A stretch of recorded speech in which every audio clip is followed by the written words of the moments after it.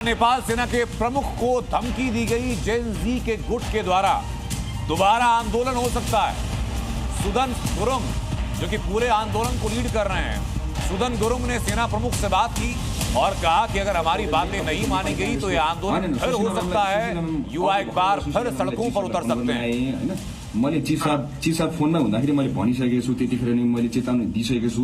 सुशीला म्यामलाई पनि चेतावनी दिएको छु, मैले चिफ साहबलाई चेतावनी दिएछु दाइ, हैन। हजुरले यो डबल कन्फर्मेसन गरिदिनु होला किनभने टाइम भनेको थिएन हजुरलाई। तर हो चुका है। सुदन गुरुंग की धमकी आपने सुनी जो आपको सेना प्रमुख से बात कर रहे हैं। हालात अभी भी असामान्य बने हुए हैं। जगह जगह पर सेना इसलिए तैनात की गई है। सेना के साथ प्रदर्शनकारियों की यह बहस भी हो रही है, लेकिन हिंसा के निशान नेपाल में अभी भी छपे हुए हैं। जब हमारी टीम वहां पहुंची, हमारे सहयोगी प्रशांत झा वहां पहुंचे, तो क्या देखा प्रशांत ने, इस रिपोर्ट में आपको देखना चाहिए। काठमांडू शहर से लगभग 20 किलोमीटर दूर यह भैंसे पार्टी का मिनिस्टर्स आवास है। पूरे आवास को सोमवार को जब आंदोलन हुआ था तो इसे जला दिया गया है। इसमें लगभग 172 जो एमपी हैं, जो मंत्री हैं, बाकी उनके आवास हैं, यहाँ पर सरकारी आवास हैं और पूरे आवास को भीड़ ने तोड़ दिया। एक बार कैमरामैन से कहते हैं कि आपको दिखाएं कि जो डैमेज है यहाँ पर, एक एक घर को जला दिया गया। यहाँ पर हेलीकॉप्टर से जो मंत्रियों को, विधायकों को रेस्क्यू करना पड़ा और हालात यहाँ पर अभी भी तनावपूर्ण है। पूरे इलाके में मिलिट्री यहाँ पर है। मिलिट्री ने सीधे तौर पर बड़ी खबर नेपाल से सामने है। एक बार फिर नेपाल में हालात खराब हो रहे हैं। राष्ट्रपति भवन के बाहर हंगामा है। सेना और प्रदर्शनकारी एक दूसरे के सामने तस्वीरें जरा देखिए आप।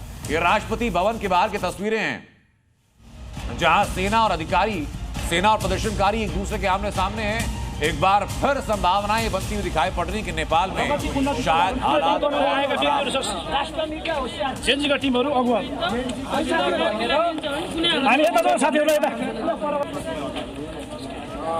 हालांकि कल ये बात सामने आई थी कि राजा ज्ञानेंद्र शाह वापस लोगों के बीच में आ सकते हैं। उनकी पोती ने एक सोशल मीडिया पोस्ट किया कि आज रात नेपाल में हालात बहुत ज्यादा बदले जा सकते हैं, लेकिन अब हालात कुछ और बदलते हुए नजर आ रहे हैं। सेना और प्रदर्शनकारी इस वक्त आमने सामने हैं और सेना का जगह जगह पर डिप्लॉयमेंट और ज्यादा बढ़ा दिया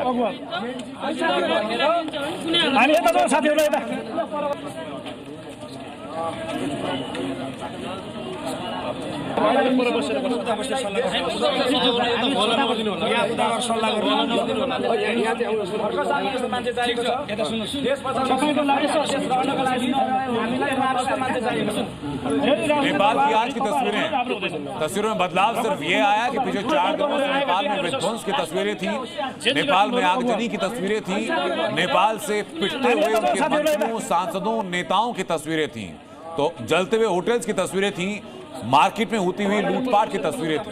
आज की तस्वीर में बदलाव सिर्फ ये कि सेना का डिप्लॉयमेंट बढ़ा दिया गया है और सेना और प्रदर्शनकारी एक दूसरे के सामने हैं। हिंसा की जगह अब बहस की तस्वीरें यहां से आनी शुरू हो चुकी हैं। हालांकि पिछले 18 घंटे नेपाल के लिए बहुत अहम रहे। नेपाल के राज परिवार की तरफ से सोशल मीडिया पोस्ट आना और फिर अब राजमहल के बाहर दोनों पक्षों का आमने सामने आना। जी